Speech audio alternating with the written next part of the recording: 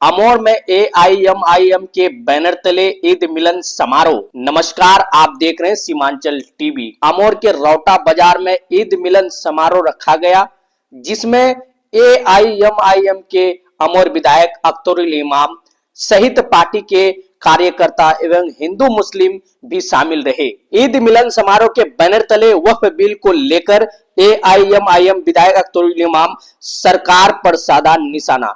Full screen लीजिए और दिखाइए क्या कहा अख्तरुल इमाम। देखिए, ये ईद मिलन है। दरअसल मौलाना अबुल कलाम आजाद लाइब्रेरी हमने यहाँ पर कायम किया है, उसका इफ्तिताह भी था और वक्फ तरमीमी बिल 2024 के बारीकियों के ताल्लुक से लोगों को बातें बतानी भी थी। तो मैं समझता हूँ कि रौटा हाट में मुहज्जब तौर पर कोई बैठने की जगह नहीं थी। ये लाइब्रेरी भी है, यहाँ पर लोग बैठेंगे, अखबार आएगा, एक इंफॉर्मेशन सेंटर होगा जो बच्चों को, स्टूडेंट्स को वो एजुकेशनल इंफॉर्मेशन देगा, कब कहाँ एडमिशन हो रहा है, कितने स्कॉलरशिप आ रहे हैं।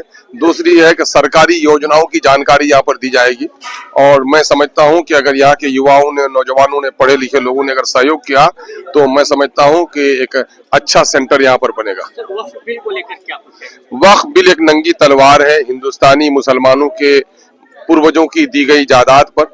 मोदी का एक गासिबाना अमल है। मुसलमानों के कब्रिस्तान और गोरिस्तान, मुसलमानों के मस्जिद, मकबरे और खानकाहों को बर्बाद करने की एक साजिश है और ये नंगी तलवार देश के संविधान पर भी है, हिंदू और मुसलमानों के मोहब्बत पर भी है। ये काला कानून अगर बन गया और जमीन की जिस तरह कीमत बढ़ी है और वक्फ की जमीन पर जिस तरह इनकी बुरी नजर है, तो इस मुल्क में सिविल वार पैदा करेंगे। ये इस कानून को रोकना चाहिए और इस कानून के खिलाफ लोगों को सड़क पर उतरना चाहिए। सर, आज से 5 माह पहले आपको एक एप्लीकेशन दिया गया था जी, सीमांचल टीवी के बैनर पर। जी जी जी। अमोर बैसाख में एक एसटी/एससी का जो है स्कूल होना चाहिए, हॉस्टल वाला, लेकिन बिहार सरकार द्वारा अभी पेपर में निकाला गया है कि एक 40 स्कूल एसटी/एससी के लिए दिया जाएगा। उसके लिए सदन में आप आवाज उठाएंगे? सुनिए, सवाल ये पैदा होता है कि हम लोग SC/ST स्कूल के लिए पहले भी आवाज उठाए हैं और पूरे तमाम तर जगहों पे नहीं बन रहा है और मुझे उम्मीद है कि हमारे यहाँ जल्दी सैंक्शन हो जाएगा। उसके अलावा भी हमारे यहाँ माइनॉरिटी का एक रेसिडेंशियल लगभग 200 बेड का हॉस्पिटल भी सैंक्शन होकर के आया है, क्योंकि यहाँ के ताल्लुक से पहले यहाँ के मसाइल को इस तरह उठाया नहीं गया। जिस तरह आप लोग हम लोग को याद दिलाते हैं, हर एक बात को बिंदुवार हम लोग उठा रहे हैं। आपके यहाँ अभी मानंदा में कभी पुल के बारे में ख्वाब भी नहीं सोचा था वक्त के मंत्रियों ने भी, और आज पुल का काम जोरों शोर से चल रहा है। खाड़ी और रसेली का काम चल रहा है और अभी आपको याद होगा कि 27 तारीख को वहाँ हमारे अखलाक साहब यहाँ पर मौजूद हैं। सिमलबारी घाट के बारे में भी मंत्री ने एश्योरेंस अपने सदन में भी दे दिया है और सरकारी तौर पर उसका चयन भी हो गया है।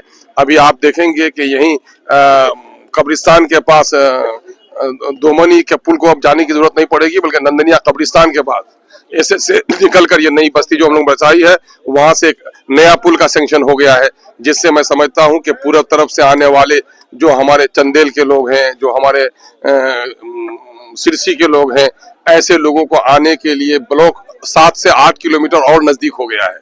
हम समझते हैं कि फकत टोली से लोग उतरेगा और सीधे कानकी चला जाएगा। कानकी जो 45 किलोमीटर की दूरी पर था, उसको मैंने 5 किलोमीटर पर कर दिया है। और अगर हमारा सिमलबाड़ी पुल बन जाएगा तो मैं समझता हूं कि जो रौटा का पूर्वी क्षेत्र है और आगे का क्षेत्र है वो भी समझ जाएगा। गिरिया से लेकर कस्बा वाली जो सड़क है उसमें 3 पुल का मामला रुका हुआ था, 2 पुल हमने बनवा दिया है।